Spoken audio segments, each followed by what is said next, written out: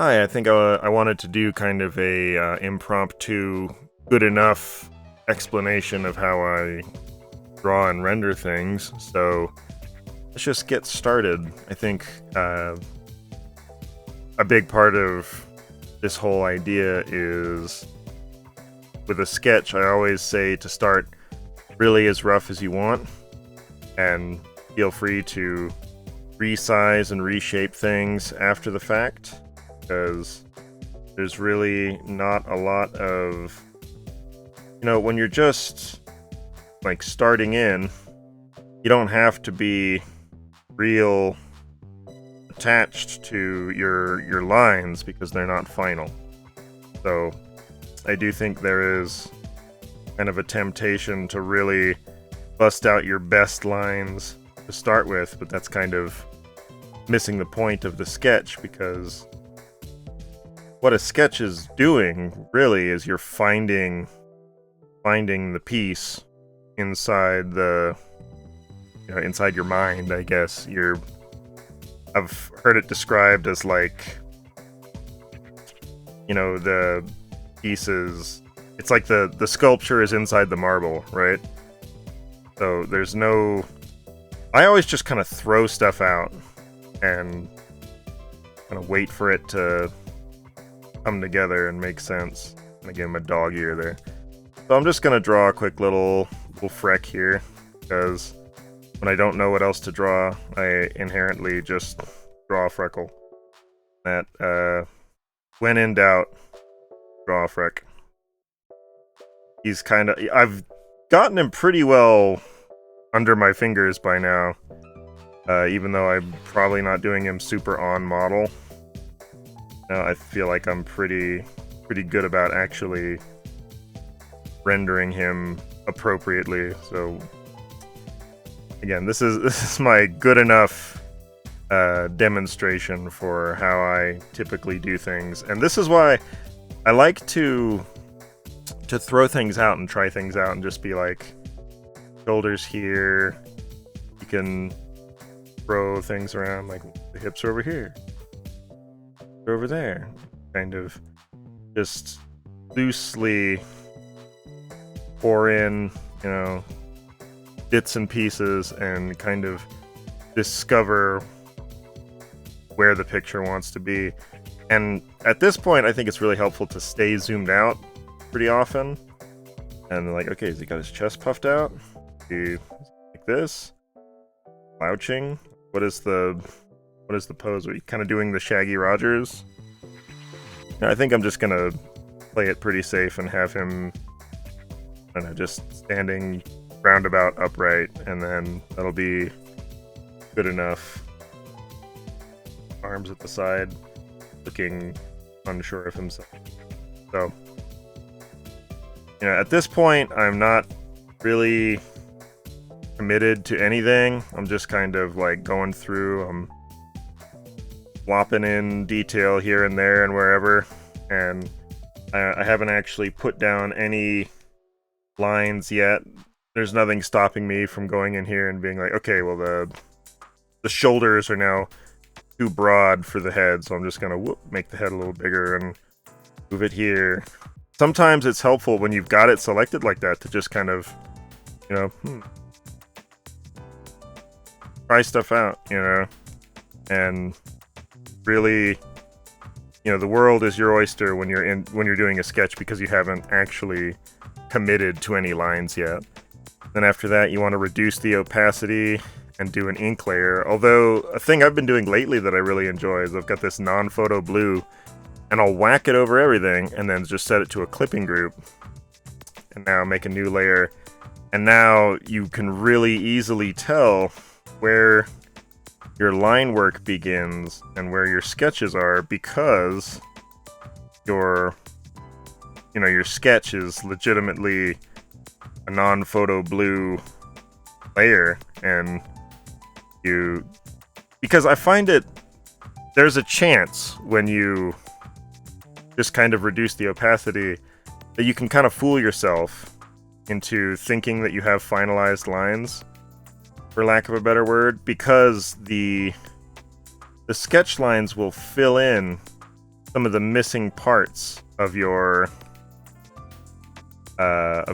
inks.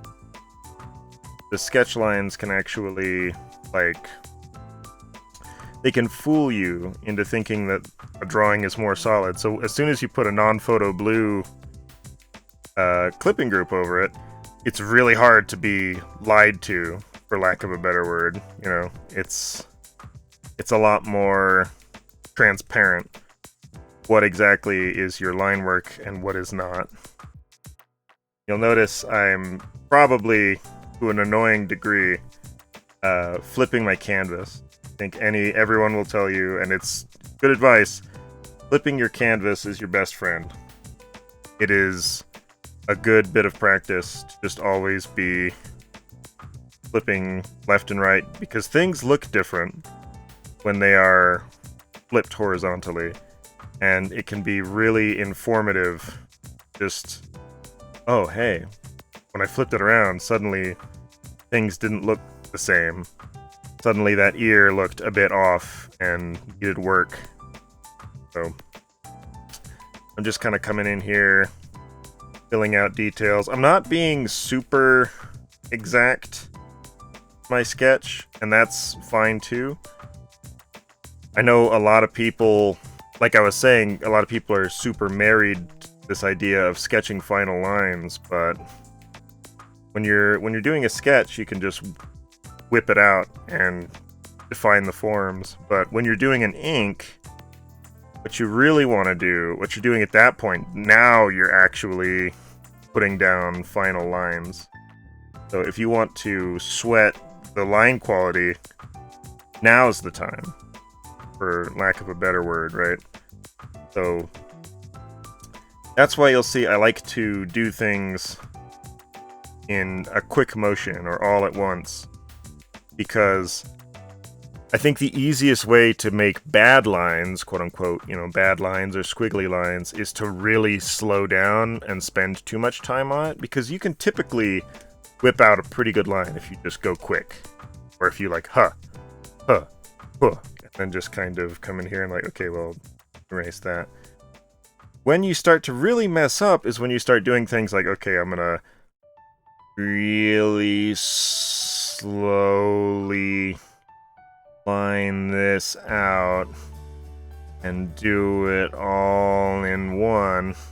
You kind of get this like weeble wobbly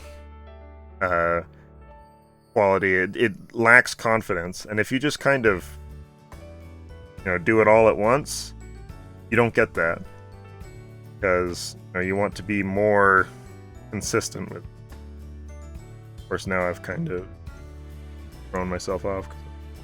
I want to match a little bit side to side, but I'm not going to be too tore up about being exact with it. Then come back here. So I'm just going through right now, and Freckle kind of has these black marks. They're not eyelashes, specifically, but I always kind of think of them as his eyelashes. Now I'm gonna go that. Halfway mark, like that. Here. Okay. Quickly drop in bow tie. For demonstration purposes, we're not gonna be super married to this as a finalized piece of art, but I think this should be a good enough explanation of the process, or at least my process, a process that you could use if you want. Just kind of putting it out there because I felt like it. It seemed like a good idea at the time. So, bow tie. A good enough bow tie.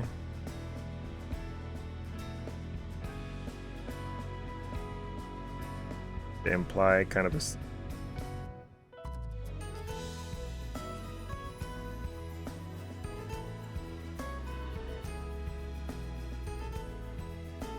button I like doing this. I don't know how accurate it is, really, but showing some of that slick kind of material on the back of the vest always kind of makes it look. All right, let's here. Paunch of folded.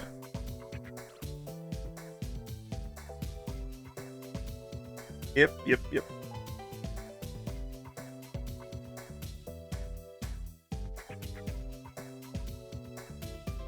That'll do, Alvin, that'll do. Alright, so we'll say this is our inks now. This is when I go in and kind of clean up details, things that don't quite look right. Hop in there and fix them as neat. Right here, that's going to be a problem if I fix it. You can leave these, and I know a lot of people do, in places where objects overlap. Sometimes it's cool, and it's a style to have the eyebrow kind of show through, or the eyelash, or even the eye itself kind of show through the hair. I know that's a thing in a lot of anime, is that, you know, the line work for the eye will remain on top of the, or behind the colors. But I don't usually do that. Oh, here, we'll just put in a little implication of it there. Then you want to select the exterior of the whole thing. Check for the holes and gaps. There's one. That leak. Not real sure about this. I guess this is going to also need to build in. That out. Alright, grab around, grab that, and then select invert selection. And then just to kind of avoid getting the little jaggies, if you see here, the selection has it's just a hair of a ways outside. I like to erode selection by 1 pixel. They have a little edge. Layer. Let me get my... I actually have a color reference handy. Always be using references. That's... You know, actually I could just... Yeah, I'll use this as a color reference. For the fun of it. We'll start with our primary color. And I always whack in, you know, the colors from, like, their most frequent appearance to their least frequent appearance. Or try to, anyway. Like, it's not super duper exact, but I think any place where you're not sure what the color should be, there should be a primary. I consider, especially I think on most characters you will be able to identify a primary shade and then kind of a secondary shade and then a tertiary shade. So as long as you can kind of get a feel for what their colors are, you can once again be pretty loose with it because you know you're going to come back in and put a color over top. So as long as you are, you know, willing to... Like, for instance, I know... Oh, I just realized. Just as well, let me select here. Have this as...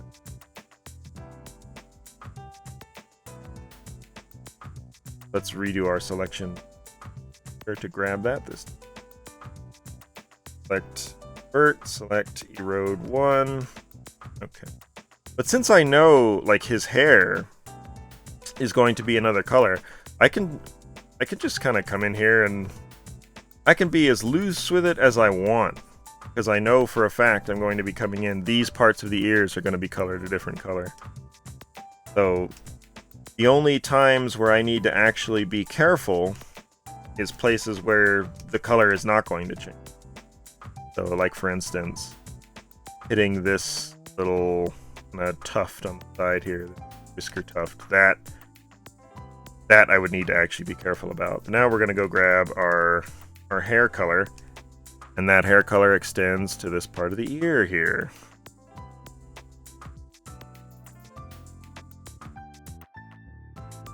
Part. And areas with overlapping shades just as well. You know, if you know they're the same shade, then you don't have to be very neat about it. You've kind of established a baseline, as long as the coverage is good. I'm pretty loosey-goosey with this sort of thing, just in general. I don't overly stress about things like that. Maybe I should more than I do, but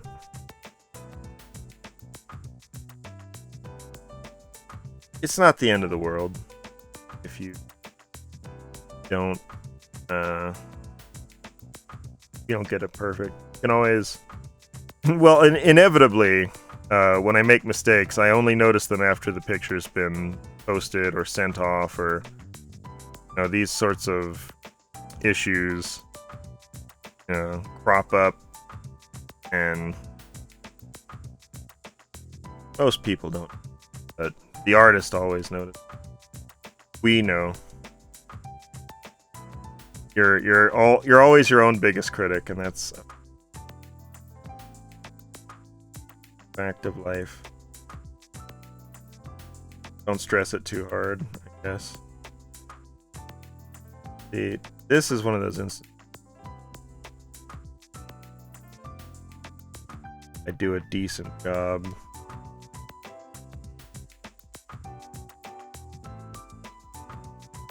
Go.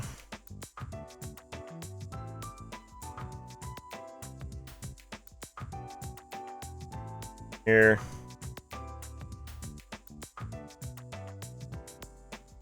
Inside the line. You went to school. You remember how to color inside the lines? Mostly. I can do that. Okay.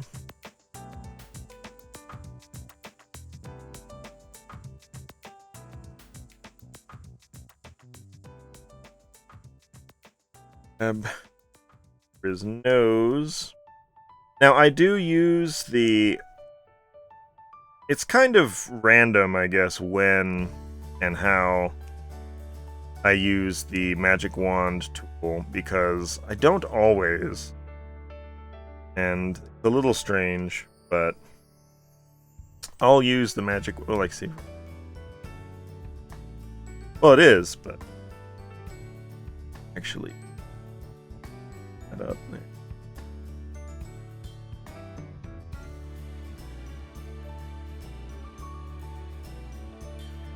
Grab this yellow again. Where I picked a ref where his eyes don't have their usual color too. That, but it's a red, pretty standard red. Might have enough.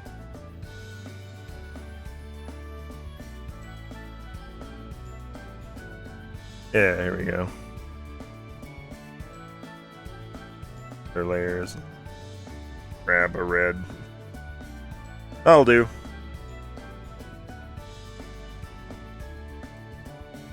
That'll do.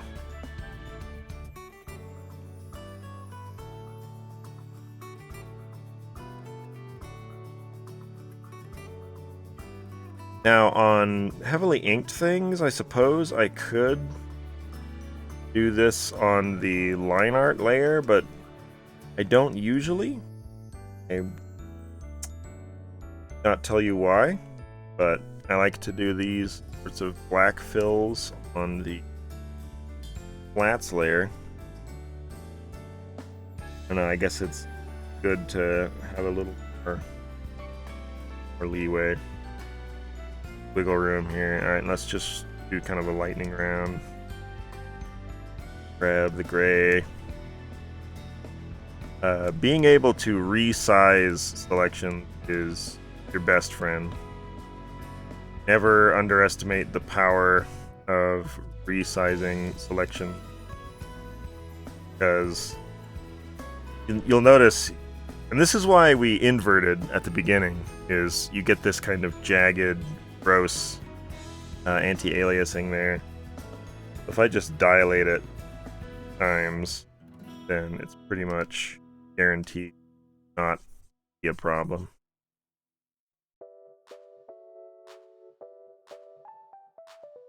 Here for the bow tie. But very important to make your own sound effects along them. And this also just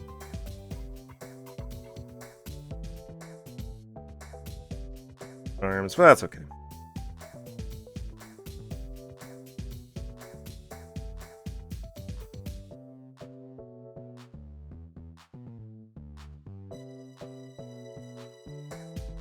Also, words to the wise, handy little tip. I think it's really helpful to have HSV sliders, because that way you can kind of take an existing, like, known color and then make colors from it. So, like, I want to do this back here for the vest. I can take the green from his vest's primary color and just darken it and turn the saturation down a little bit. I can make a color based on that one, but not quite the same. And HSV sliders are just convenient in general.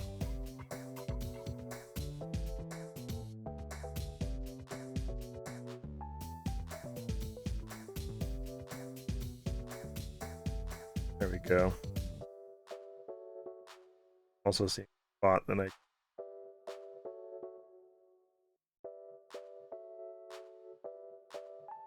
done something. Okay, so we've got our flats done, basically. I might...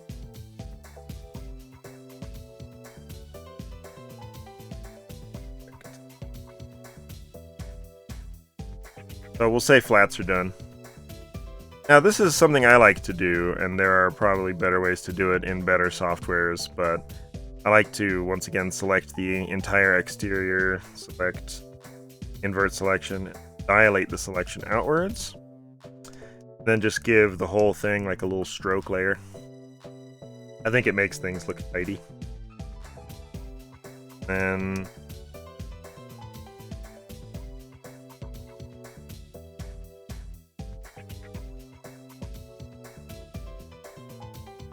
select invert selection. One. Now let's talk about shading. Now there's two ways to do shading. I've been doing it. I mean, there's way more than two ways to do shading, but there's two ways I've been doing it.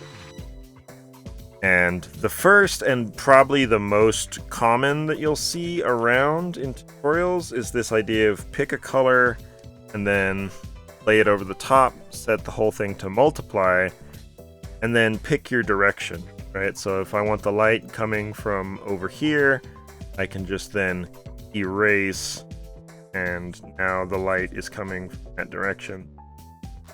So I think the main idea and the most important thing to remember is that with any surface, there's going to be a mixture of soft and hard light. So, you know, on things like really rounded edges and organic shapes, you want a soft shadow. But if you just over soften everything, it flattens it out. So you need to go in and just kind of manually, with, you know, using your judgment and using reference and your knowledge, it's really helpful to go in there and put some of those hard shapes in where they go, because in real life, shading is a mixture of, you know, hard lights, soft lights, things that are, you know, incredibly sharp and things that are incredibly round. There's there is a give and take, a mix and match. And I think it's especially, those hard shadows are good for any place where there's overlap or contact shadows. Kind of in a video game, they call it SSAO, like ambient occlusion, right? So if you know for a fact that two surfaces are meeting up and there should be a little bit of a contact shadow there, it's like, yeah, put it in.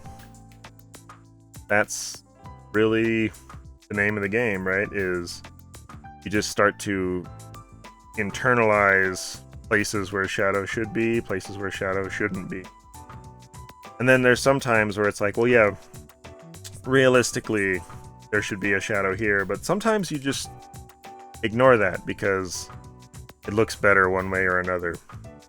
And that's the kind of thing I can't really explain in a short period of time. It's the kind of thing you have to build up for a bunch of drawings. Here I'm just using a great big blur brush. I guess I should have mentioned that's what I was doing. But yeah, so here's method one, we'll call that one, where you pick a color and then you erase your way to victory, and you want a mixture of hard and soft. It's something I've been doing lately, and I learned this from Elliot B, I believe. Great artist. Super helpful. Is this kind of grayscale method, where instead of a multiply layer, you just put kind of a medium gray, and then you decide where your lighting is through grayscale. So, for instance, the same logic applies where, okay, the light's coming over there, so we'll just brighten the areas we think need to be brightened, make sure certain parts of him are lit and others not. Again, trying to kind of assure a appropriate level of hard and soft. And what's cool about this grayscale method is you can really go in and start making those ambient occlusion shadows and things like that. You can vary the light levels more. So, like, for example, if I just want kind of a little bit of a shadow here, I can take HSV slider and there's a little shadow, little bit of a shadow. Whole thing, like this area is going to be a shadow just because it's the light. And so you can play with those kind of in between values. And I actually shaded like this for a while, but I stopped doing it because I thought the other method was better, because it's like, oh, well, there's color. This way, there's a lot less color. And Elliot kind of showed off how silly I was being about that, because the real brilliance of this method is that you can add the color after the fact, because once you've got values assigned, you now have a palette to work with. This is just kind of a baseline. It's almost like lighting data or Luma data in like 3D programs, where you can play with it and modify it and just kind of do with it what you will, because it's grayscale. So I'll show you what I mean. We'll kind of soften it. We'll call that shading. Not very good shading, but we'll call that shading. Right. And then you put it underneath your flats, and you set your flats to a multiply. So now we actually have shading on our... Oh, wrong layer. But you can see it's a little dull compared to the way the original ones were. But what's cool is we can make layers above this one that kind of play with the values of it. So if we set the layer above to color, for instance, right, we can actually put in different colors, and now our shading inherits those values.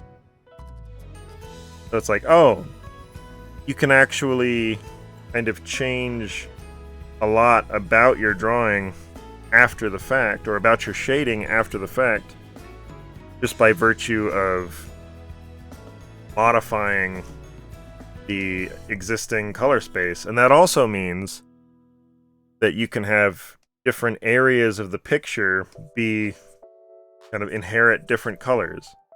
So say like there was a tree behind him and you want it green on that side, but the sun was out on this side, so you want it kind of bright and orange.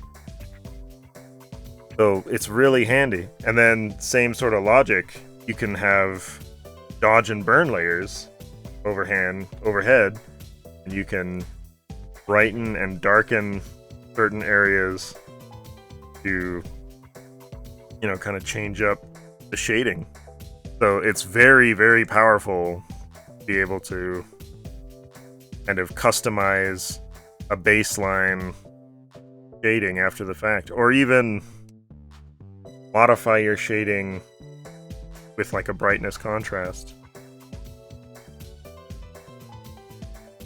So, you know, it's very, very malleable in that kind of way. So now I'm going to move on to shine, which is maybe the easier concept to grasp. Maybe not, but just pop a layer above your shading layer. I actually like to, when I'm doing eye shines, and I like to put them above the line art so that they can sit above the lines like that. And then you just need to think about the surface quality of things, right? So things like your the eyes and the nose and metallic objects, things that are wet, they're going to have very sharp, very bright highlights, and then kind of as you go down the roughness spectrum, the highlights are going to become more diffused, more spread out. So like this tie, for example, it's going to be pretty shiny, but it's not going to be as shiny as an eye or a piece of jewelry. So you can kind of create a more diffused shine. Here, we'll put this on here. Put some shines on, right? And it's like, okay, this shine doesn't make a lot of sense for what we're looking at, because this is almost like a rubbery, latexy shine, and that's not how that material shines. So we get a big blur brush and just kind of increase the fall off, then you start to get that satiny sort of, you know, rayon shine. Then you can actually accentuate the folds and by kind of shaping it after the fact. Yep. And I didn't even set this to a screen layer, which is then I think the other kind of another type of highlight, we'll say, is we're not describing the surface so much as we're describing the environment. So I'm just going to call these like rim lights and edge lights. So we'll say Freckle here is in a room, the light is off to the upper left, and then there's another room behind him with the lights off. That's the lighting circumstance I'm describing. So I'm gonna grab our primary here, go in here and start kind of giving an edge. Face ought to be touched that light.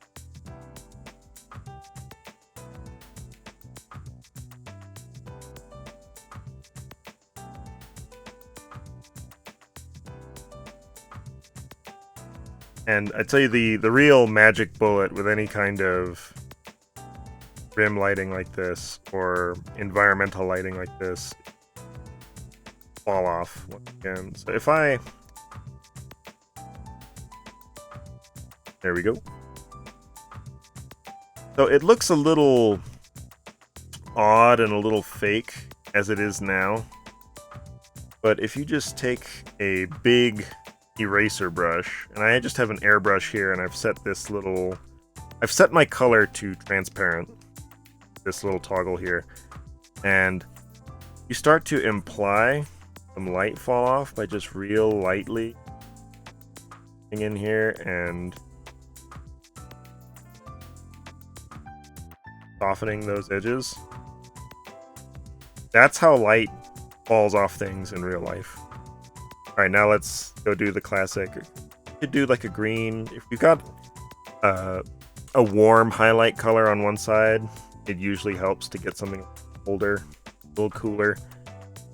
Kind of the thing you'll see a lot. Put it on any area, shadow, or even on bits of the eye.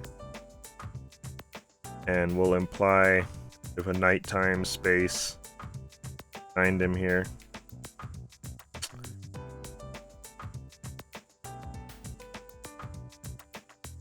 Again, once we've got this kind of laid down,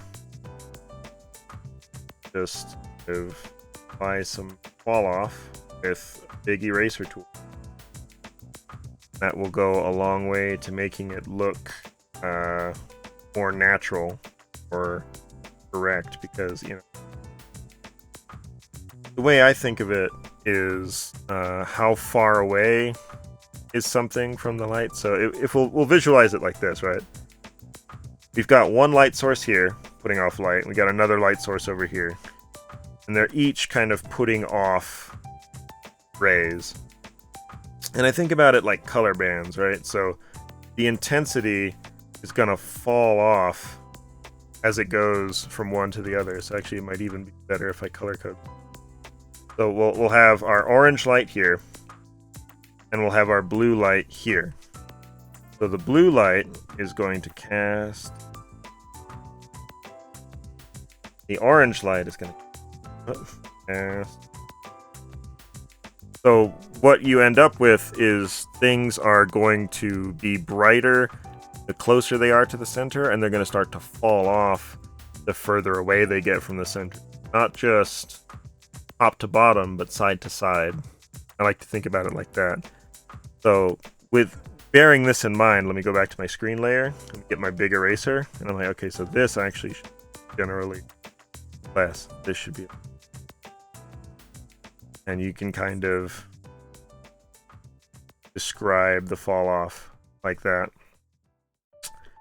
And I would say that's pretty much my method, but then there is kind of another little final step, and that's the modifying the final piece, right? So if we kind of vaguely put Freck in a space, you know, we'll describe some kind of zone that he's in. Not gonna get too worried about exactly where he is, but we can kind of start to mess around with air quotes like filmic things that are a little more on top. They sit at the end, right? So I'm actually going to flatten this image. I'm going to copy it here. I'm going to paste it on top, and then once again I'm going to Gaussian blur it. And now what we have here is a we can use this for a lot of things.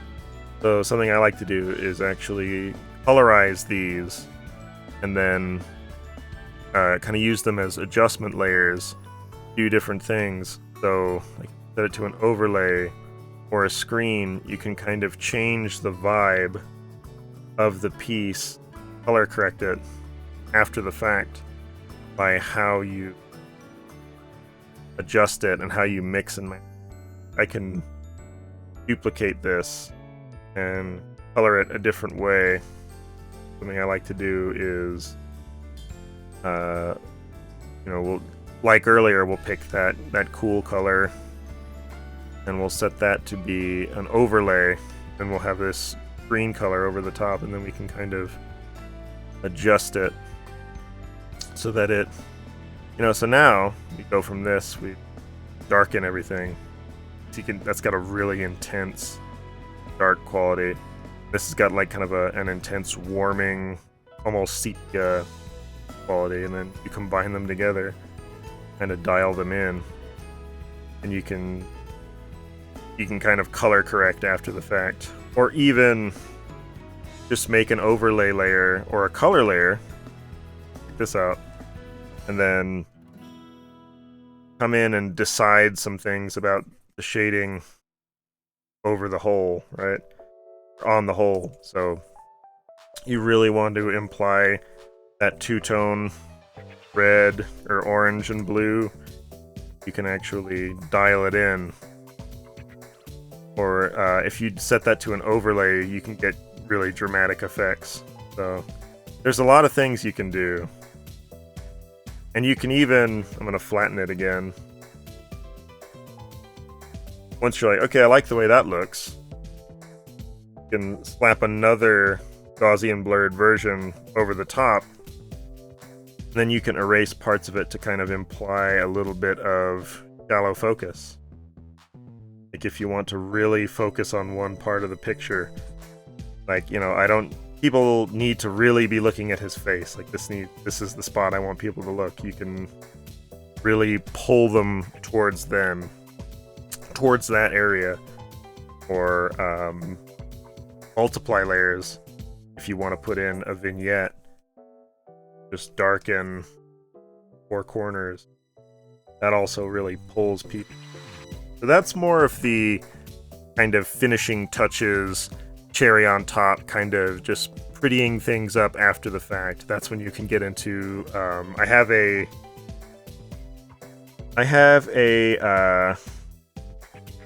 paper texture that I like to use, for example, and I'll copy it, and I'll pop it over the top of things.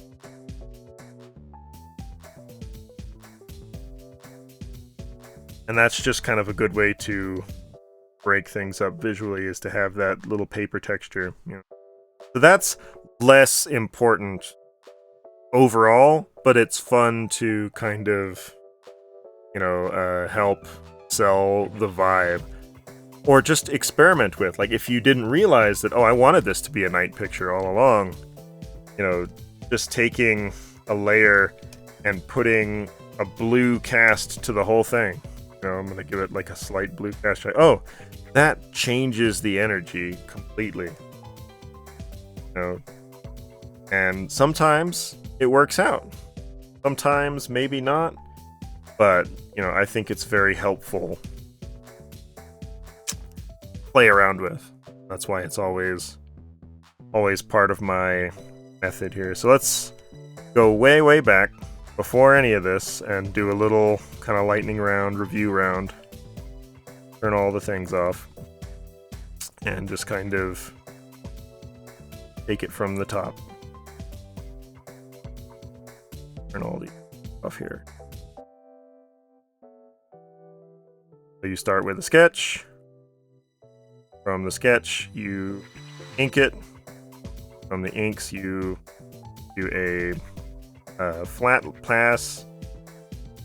I like to do a background, shades, adjustments to the shades, shines, different kinds of shines. Then you can start to really play around with, putting things on top. And that's roundabout how I do all of my rendering, from, step 1 to step, I don't know, however many steps that was. I hope you found that helpful, and I will just kind of leave it there, I suppose. Oh yeah.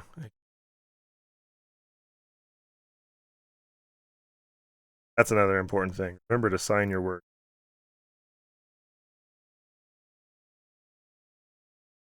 And probably name your layers too. Alright, thanks. Hope that was helpful.